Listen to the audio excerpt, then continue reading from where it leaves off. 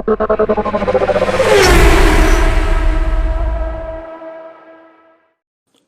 Friends, இன்றைக்கி நம்ம பார்க்க போகிற டாபிக் பார்த்திங்கன்னா நத்தை சுரி கீரையோட அந்த மூலிகையோடைய மருத்துவ பயன் தான். ஃபஸ்ட் டைம் நம்ம சேனல் பார்க்குறவங்களா இருந்தால் சப்ஸ்கிரைப் பண்ணி பெல் ஐக்கனை கிளிக் பண்ணுங்கள்.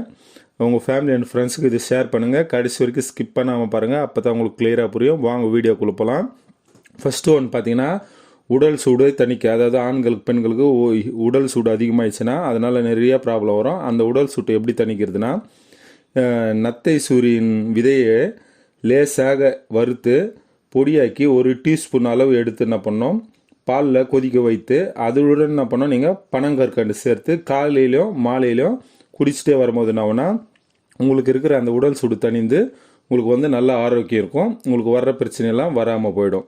ரெண்டாவது பார்த்திங்கன்னா உடல் பருமனை குறிக்க, நம்ம பார்த்திங்கன்னா இப்போ வெயிட் கம்மி பண்ணுறதுக்கு ஜிம்முக்கு போகிறோம், இல்லை நிறையா மருந்து எல்லாத்தையும் பயன்படுத்துகிறோம்.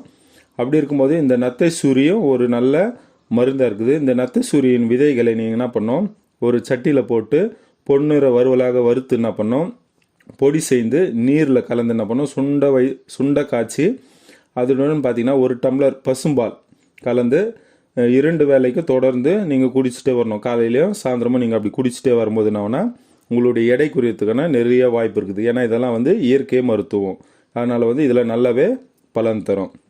மூணாவது பார்த்திங்கன்னா தாய்ப்பால் அதிகரிக்கும். அதாவது தாய்மார்கள் பார்த்திங்கன்னா பால் கொடுக்குறவங்க, அதாவது குழந்தை பெற்றவங்களுக்கு பால் கம்மியாக இருக்குதுன்னா அவங்க இந்த யூஸ் பண்ணலாம். அதாவது பெண்களுக்கு பார்த்திங்கன்னா மாதவிடாய் காலத்தில் ஏற்படும் அதிக இரத்தப்போக்கை இது என்ன பண்ணும், கட்டுப்படுத்தும். அது இல்லாமல் வெள்ளைப்படுதலையும் இது குணமாக்குது.